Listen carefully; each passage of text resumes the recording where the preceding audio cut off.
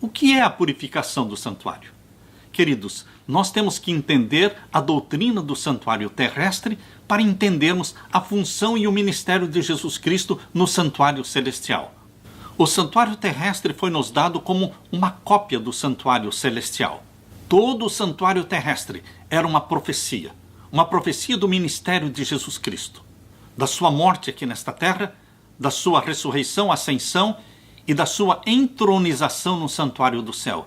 Tudo isso estava representado profeticamente na doutrina do santuário. A cada dia no santuário terrestre, os pecadores traziam seus sacrifícios. Quando o pecador confessava os seus pecados sobre a cabeça do cordeiro, e quando aquele animalzinho era morto, e parte daquele sangue era derramado no pé do altar, e parte do sangue o sacerdote tocava as 4 pontas do altar. Depois o sacerdote entrava para o lugar santo e queimava incenso no altar de incenso. Ele estava intercedendo pelos pecadores. Aquele incenso aromático que era jogado sobre as brasas no altar de incenso, ela criava aquela fumaça que subia e passava por cima do véu e penetrava o lugar santíssimo. Queridos, o sacerdote estava intercedendo pelos pecadores. Os pecados que eram confessados lá fora, sobre a cabecinha do animal, era transferido para dentro do santuário e iam sendo acumulados no lugar santíssimo do santuário. Dia após dia, os pecados eram confessados e transferidos para o lugar santo e do lugar santo para o lugar santíssimo, diariamente. Isto ocorria durante o ano todo. Mas um dia no ano, que era o dia 10 do 7º mês, conforme diz lá em Levítico capítulo 23. No dia 10 do 7º mês era o dia da expiação. Era um dia de juízo. Era chamado de o dia da purificação do santuário. Neste dia, o sumo sacerdote entrava no lugar santíssimo. Ele pegava 2 bodes. Um bode representava Jesus Cristo, e este bode era sacrificado.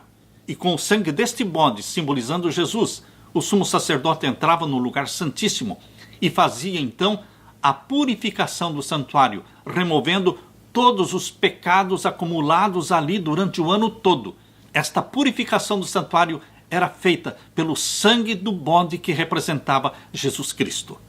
Depois, o sumo sacerdote saía para o lugar santo e ali ele pegava o outro bode que representava Satanás e transferia para o bode representante de Satanás todos os pecados retirados do santuário. E este bode era levado para o deserto e deixado no deserto. Perceba que este bode que representava Satanás não era morto. O seu sangue não era usado para nada. Ele era levado para o deserto e abandonado lá. Queridos, todo este cerimonial feito no dia da purificação do santuário era uma profecia. Uma profecia do que aconteceria no santuário celestial. O dia da purificação do santuário era um dia de juízo. No santuário celestial existe também o dia do juízo. Quando Jesus Cristo subiu ao céu no ano 31, ele iniciou seu ministério no santuário celestial no lugar santo, o ministério da intercessão.